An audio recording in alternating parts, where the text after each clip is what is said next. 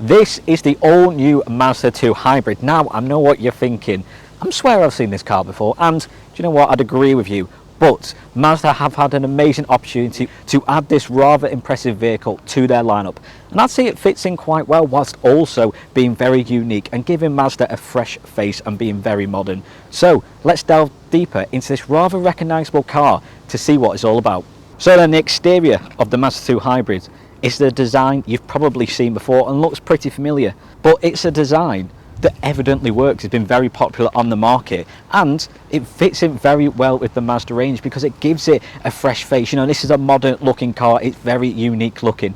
It stands out in the Mazda range, and personally I think it's a great addition for Mazda. You've got so many nice sweeping lines. You know, it looks quite a sporty hatchback. Like the daytime running lights down here have this nice casing around that curves, you know, all curves into this middle grille, which, may I add, is quite a unique, fresh look for Mazda. You know, usually on Mazda vehicles, you know, like the CX-5 to CX-30, you have this big sort of black mesh grille.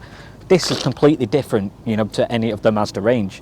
It's just got straight lines and it's sort of like carbon fibre look on this, you know, plastic grille here. It's a good looking car, and it, like I said, is a design that's very familiar and evidently works. Looking at the rear of the Mazda 2 Hybrid, again, it fits in with the whole look of the car. There's so many nice curves, so many nice lines across the whole exterior of this vehicle, and it's a look that looks sporty. It stands out. You know, you have this sort of black section running right across here, which, you know, is very flush with your rear headlights. Also, nothing to mention while I'm at the back of the car, it's the rather impressive boot space. You know, looking at the exterior, you might not think it has that big of boot space. It's quite a compact hatchback.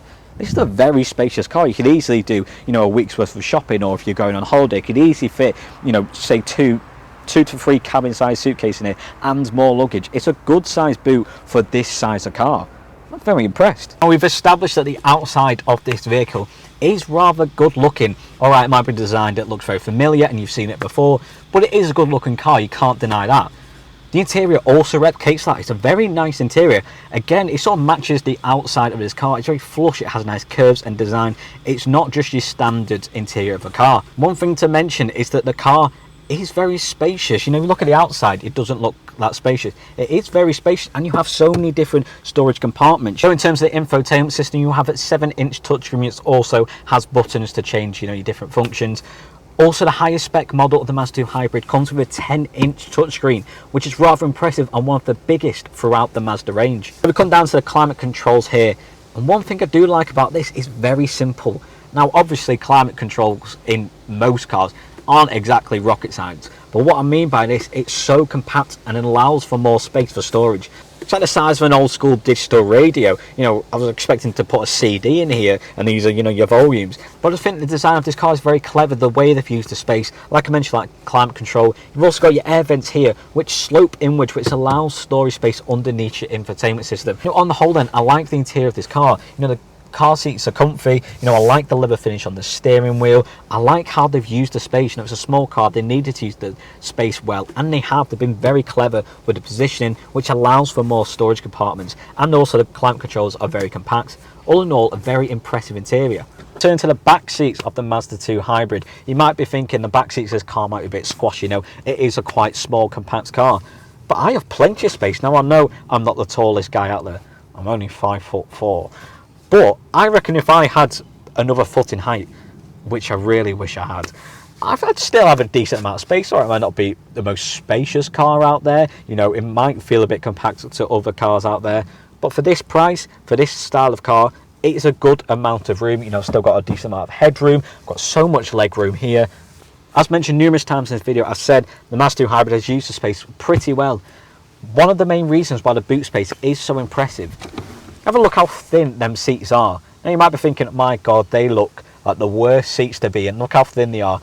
But they are still very comfortable. There's a lot of padding in these seats, whilst also being very trim. So that means that you can have more boot space whilst also maintaining comfort. Again, another reason why the Mazda 2 Hybrid uses space very cleverly. So then let's talk about the engine of the Mazda 2 Hybrid, because personally I think this is the most impressive part of this vehicle and what makes this vehicle stand out and be a great addition to the Mazda range. if we break it down, this is a 1.5 litre 3-cylinder petrol engine, and that is twinned with a 0.76 kilowatt per hour lithium battery, which runs off 2 motors. That can produce 115 brake horsepower, which is very impressive for a car of this size.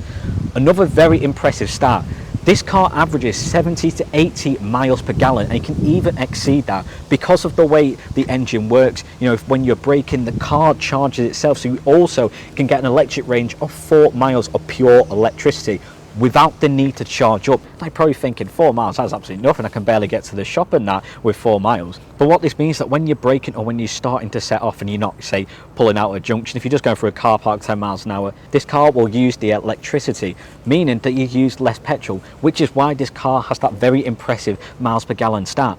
Now, I've told you that the Mazda2 Hybrid has an average miles per gallon between 17 and 18. Do you know what? You might not believe me. So let's put the Mazda2 Hybrid to the test and see whether it has that great miles per gallon that it claims to have.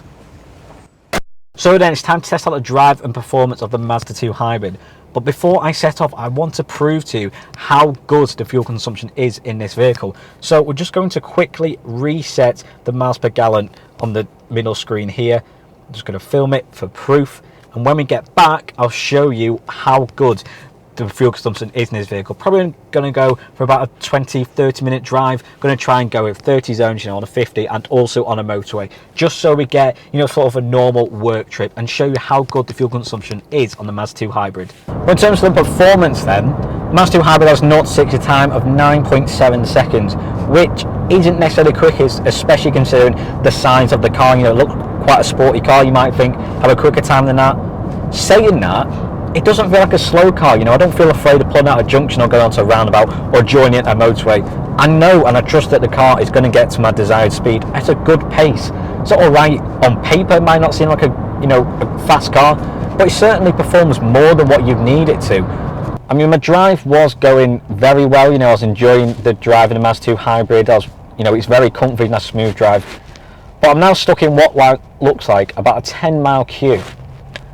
However, that is where the Mazda2 Hybrid really sort of shows its worth, because I'm currently in crawling traffic. Normally in crawling traffic I'll be absolutely raging as well, get home or get wherever I'm going, and I've also seen my petrol ticking down. In the Mazda2 Hybrid you don't. I can see that this car is in EV mode, which means that I'm not using any fuel. So this part of traffic isn't actually costing me any money. So yes, it's annoying, I'm stuck in a ridiculous queue, and it could take me absolutely ages to get back to where I want to. However, I know my fuel isn't going down. That is a very good and very impressive part of the Mazda2 Hybrid. But on the whole, the Mazda2 Hybrid is a nice car to drive. You know, the seats are comfy. You know, I do quite like the leather finish, the steering wheel. You know, you feel a bit more premium. You know, it's a nice touch. Also, your infotainment system and climate controls are very user-friendly and drive convenient. You know, I mentioned that I wasn't necessarily a fan of the buttons down the side of the infotainment system. I'd much rather a screen right across in terms of look.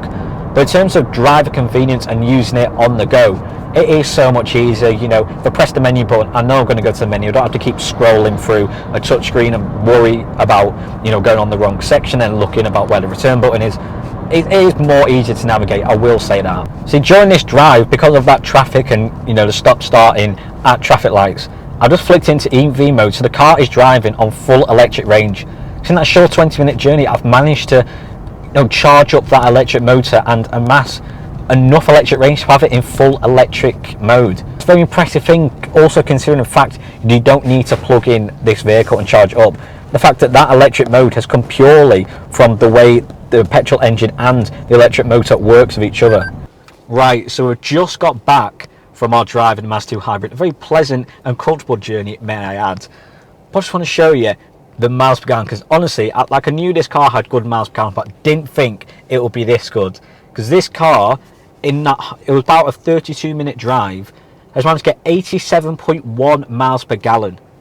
That is exceptional, and that was even on just normal mode. That wasn't on eco mode, that was on the normal driver mode. It's managed to get 87.1 miles per gallon. That is, honestly, I'm gobsmacked by that. I knew it was going to be good, but I didn't think it was going to get that high. That's bordering on to 90 miles per gallon. How exceptional is that? You know, if you had the Mazda2 Hybrid, you'd be saving so much more money on fuel. So then, the Mazda2 Hybrid, a rather familiar looking car, let's say, but a car which certainly looks good and evidently is a good looking car. The Mazda2 Hybrid is almost the perfect car. It drives well, it's comfy, it's spacious, it has the tech that you need, and has exceptional running costs. You know, that miles per gallon between 70 and 80, I can even exceed that with the way the petrol engine links with that electric motor. Is absolutely exceptional and a great addition to the Mazda range. If you want more information about the Mazda2 Hybrid, then head over to the Holcroft Mazda website or phone your nearest Holcroft Mazda dealership.